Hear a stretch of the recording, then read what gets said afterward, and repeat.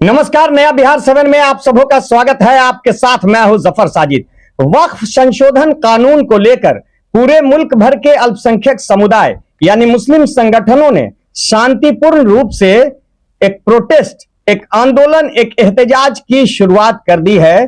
जी हां, बंगाल से लेकर बिहार तक सभी गांवों और शहरों की महिलाएं और पुरुष एक दूसरे के साथ कांधे से कांधा मिलाकर सरकार का विरोध कर रही है कि इस काले कानून को वापस ले ले, नहीं तो जिस तरह से सीएए और एनआरसी में शाहीन बाग से एक आंदोलन की, एक बड़े आंदोलन की शुरुआत हुई थी, उसी तरह से यह आंदोलन भी पूरे मुल्क भर में फैल जाएगा। जैसा कि आप सभी लोग जानते हैं कि 4-5 महीनों से यानी पिछले कई महीनों से वक्फ संशोधन बिल को लेकर विपक्षी दलों के सभी नेता संसद में कई तरह का विरोध जताकर टीका टिप्पणी कर चुके हैं कि अगर यह कानून पास हुआ तो इसके क्या क्या दुष्परिणाम होंगे, वो सब अब देखने को मिल रहा है। यानी शाहीन बाग पार्ट 2 की शुरुआत हो गई है। देखिए ये रिपोर्ट।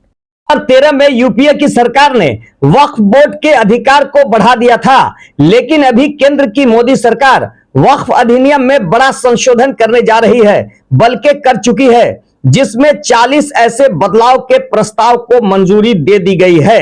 संसद में संशोधन विधेयक पारित होने के बाद वक्फ बोर्ड किसी भी संपत्ति पर बिना सत्यापन के अधिकार घोषित नहीं कर सकेगी। देश में कुल 30 वक्फ बोर्ड हैं। सभी वक्फ की संपत्तियों से हर साल लगभग 200 करोड़ का राजस्व प्राप्त होने का अनुमान है। पहला वक्फ अधिनियम 1954 में तथा दूसरा 2013 में लागू किया गया था। भारत में वक्फ किया हुआ संपत्ति दुनिया का सबसे ज्यादा है। वक्फ अधिनियम के मुताबिक केंद्र सरकार, राज्य सरकार तथा अदालतें भी इसमें हस्तक्षेप नहीं कर सकती है। सच्चर कमेटी ने भी कहा है कि वक्फ संपत्तियों का उपयोग सिर्फ मुसलमानों का ही अधिकार है। ब्यूरो रिपोर्ट, नया बिहार 7। ऐसा दिखा कि एक तरफा मीटिंग हुई। आपके यानी सरकार भी तुम्हारी, कहते हैं लश्कर भी तुम्हारा है, सरकार भी तुम्हारी है। तुम सच को झूठ लिख दो, अखबार तुम्हारा है। इस दौर के फरियादी जाएं तो कहां जाएं? कानून तुम्हारा है, दरबार तुम्हारा है। बहुत सारे लोग चाहेंगे कि हम लोग अपने आउट ऑफ ट्रैक जाकर इस आंदोलन को आगे की तरफ लेके जाएं, मगर कानून के अंदर रह के हम लोग को अपनी आवाज को लैपबैक करना है, अपनी आवाज को बुलंद करना है। इसके साथ मैं अपनी बात को खत्म करता हूं। खुदा हाफिज। बहुत बहुत शुक्रिया अजमल भाई। हमारे बीच महमूद भाई हावड़ा से हाजिर हैं यहाँ पे, और हमारे साथ इस लड़ाई में जो है मौजूद भी हैं साथ में। मैं आरिफ भाई जो पेशे से वकील हैं, और चाहूंगा कि वो आपको जो है आर्टिकल 25 और दीगर आर्टिकल जो हमारे हुकूक और इख्तियार को बयान करता है, मैं चाहूंगा कि आरिफ भाई जो है यहाँ पे आए और उसके बारे में बताएं कि क्या आर्टिकल 25 और वगैरह जो है उसमें हमें क्या सरकार ने जो है हुकूक दिया है, उसके बारे में आपको बताएं। आरिफ भाई। बहुत बहुत शुक्रिया सयाद भाई। अस्सलाम वालेकुम रहमतुल्लाहि ताला व बरकातहू। लगेगी आग तो आएंगे कई प्रॉपर्टीज जद में, लगेगी आग तो आएंगे कई प्रॉपर्टीज जद में। यहां पर सिर्फ मुसलमानों की मिल्कियत थोड़ी है, इसके बाद क्रिश्चियन की आने वाली है, उसके बाद सिख की आने वाली है, फिर जो नीचे तबके वाले उनकी आने वाली है, फिर जो हिंदू अपने आप को राष्ट्रवादी कहते हैं वो बीजेपी आरएसएस वाले उनको भी धोखा देंगे। इसलिए कि ये सावरकर के आइडियोलॉजी में है।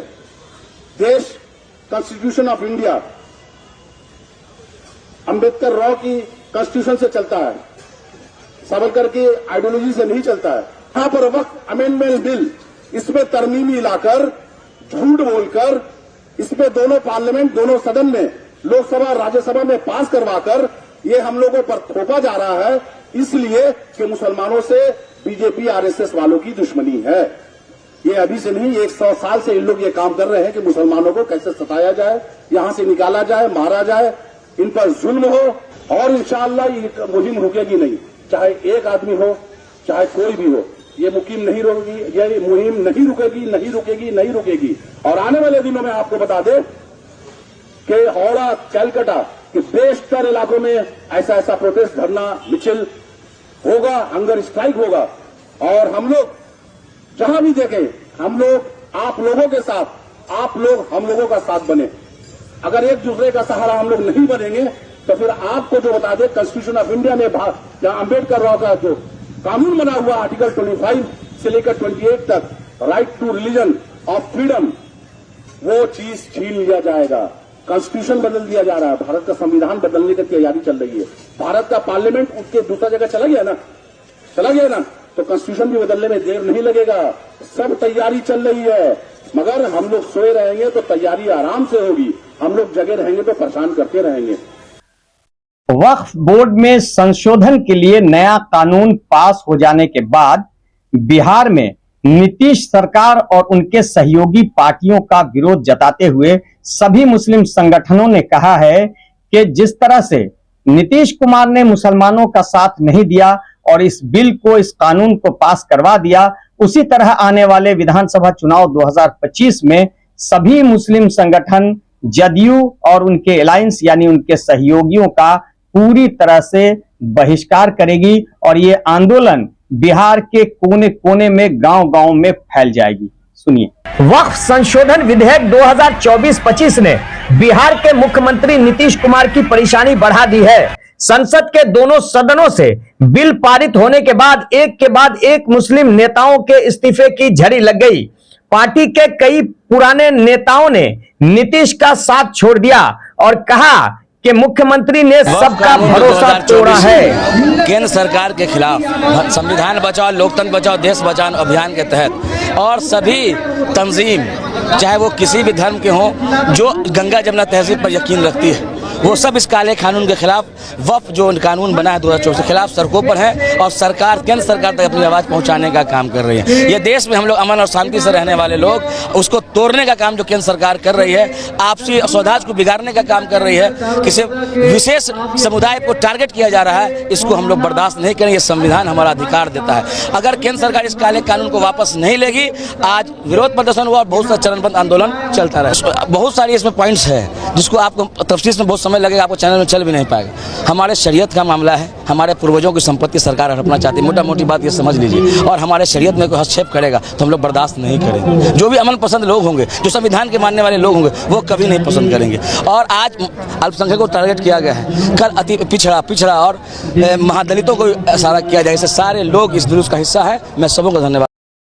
सभी तंजीमों के कार्यकर्ताओं ने कहा कि वक्फ सिर्फ मुसलमानों का अधिकार है, इसमें हस्तक्षेप बर्दाश्त नहीं होगा। अभी मुस्लिम, फिर इसके बाद दलितों की बारी भी आएगी। इसलिए वक्फ अमेंडमेंट एक्ट में किसी को साफ सुथरा बात कह दे रहे हैं, किसी को कोई अधिकार नहीं है उसको बिल को परिवर्तन करने का।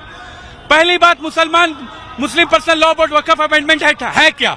वो अल्लाह के रसूल के नाम पर एक मुसलमान हैसियतमंद दे देता है। तो जब मुसलमान देता है, मुसलमान बरादरी में कुछ मामला चलता है, तो वो जिम्मेदारी मुसलमान का है, मुसलमान उसको सॉल्व करेंगे।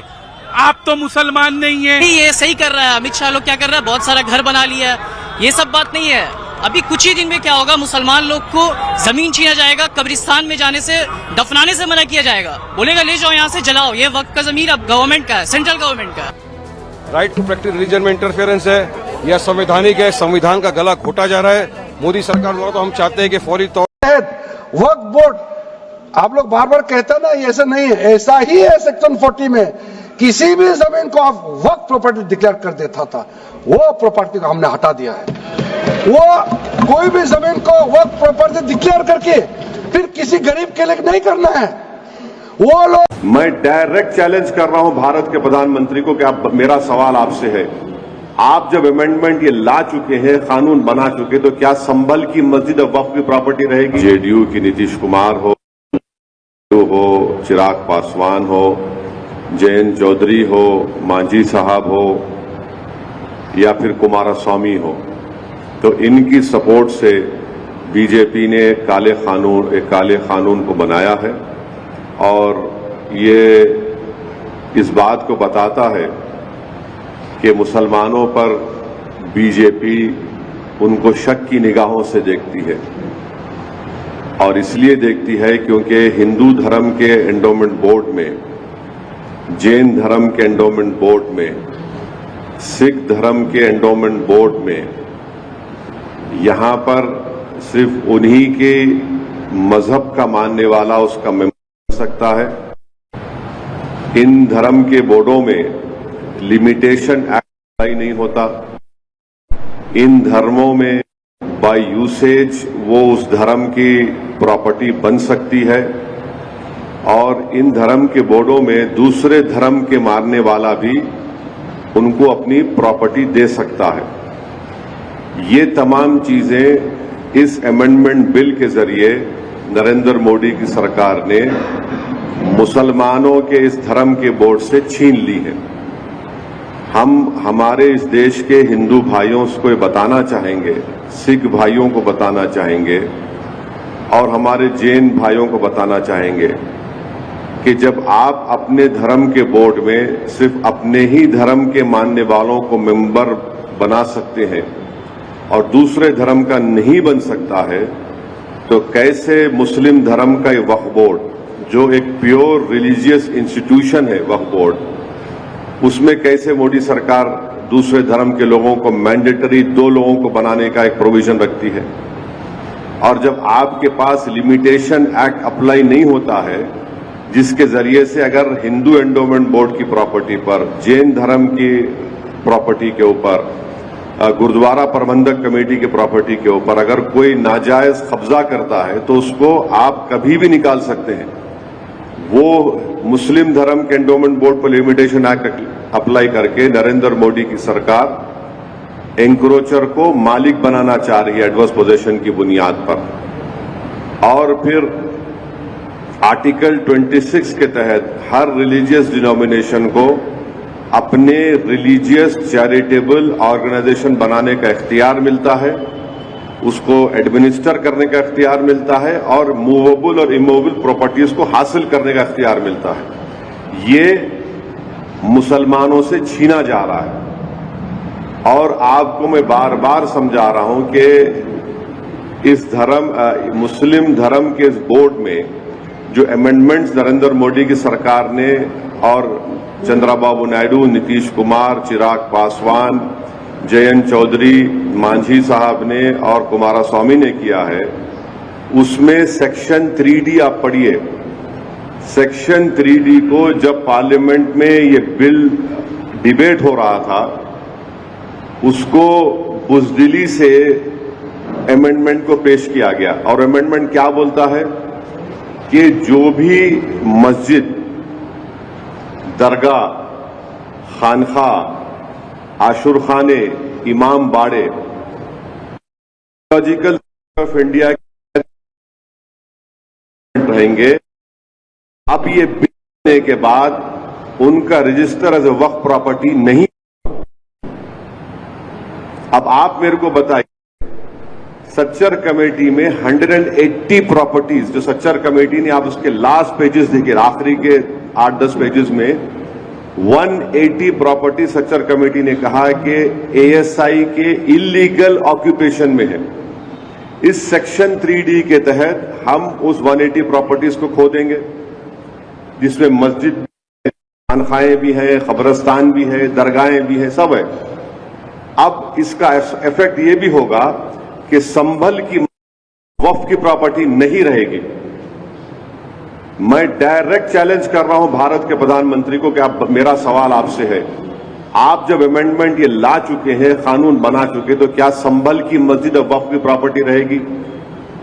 क्या ज्ञानवापी की मस्जिद वक्फ की प्रॉपर्टी कहलाएगी? क्या मथुरा की मस्जिद वक्फ की प्रॉपर्टी कहलाएगी? आज के लिए बस इतना ही, हमें दीजिए इजाजत। जय हिंद, जय बिहार। सभी ताजा तरीन खबरों के लिए देखते रहिए नया बिहार 7। और हां, आप अपने कीमती सुझाव हमारे कमेंट बॉक्स में जरूर लिखिएगा कि आज की यह खबर आपको कैसी लगी।